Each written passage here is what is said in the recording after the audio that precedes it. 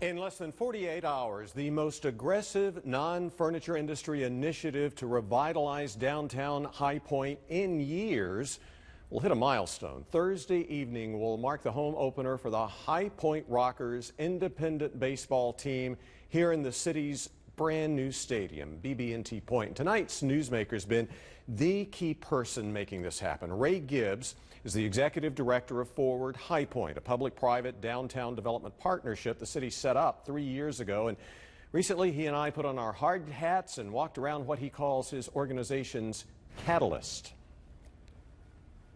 It's kind of a relief, but it's also the excitement of getting it started. And then also, I mean, there's still a lot ahead of us. I mean, this was just the start of what hopefully will be, multiple projects to come online, over the next couple of years. And BB&T Point, High Point's $36+ million, 5,000-seat multi-purpose downtown stadium, should start the process of answering a question. Can there be life in downtown High Point outside the twice-a-year furniture market?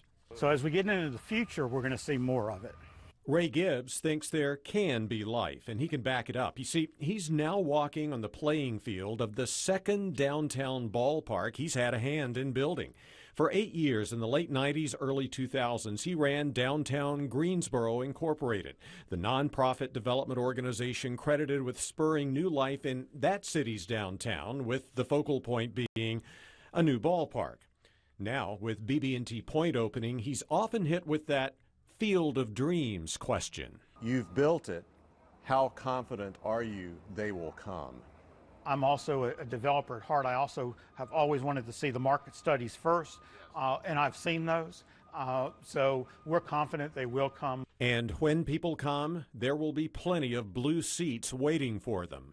When you look out and you see all the blue seats that are out here are kind of general ticket seats. I mean, different sections will be at different points. Yes. And then the black seats are part of our Catalyst Club. Catalyst Club in the center is kind of the club area where there's an interior area that folks can either bought in a year annual membership or they can buy special game packages. Baseball is now really more about a social experience than it is just about the game itself.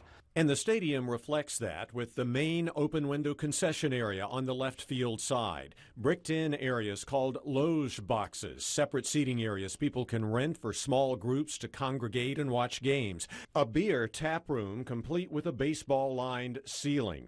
There is talk this could be called the High Pint, a salute to the city's name.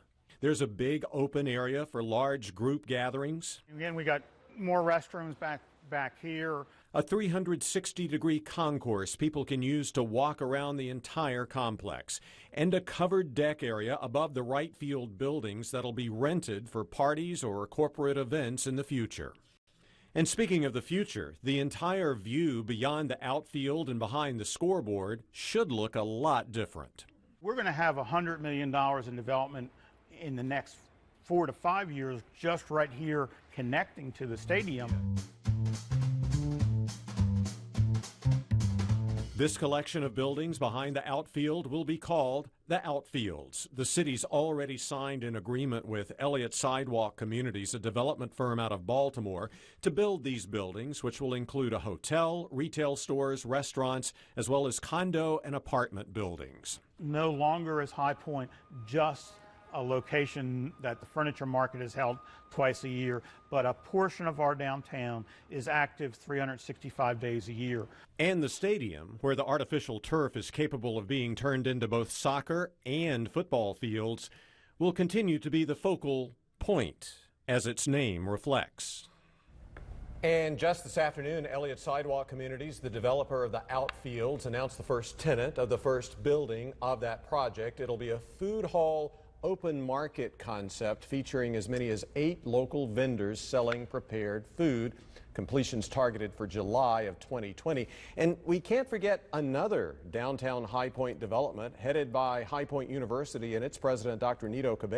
Dr. Cobain spearheaded the efforts to raise at least $100 million for other amenities close to the stadium that include a park and a children's museum. Each would be donated to the city for public use. Stay tuned.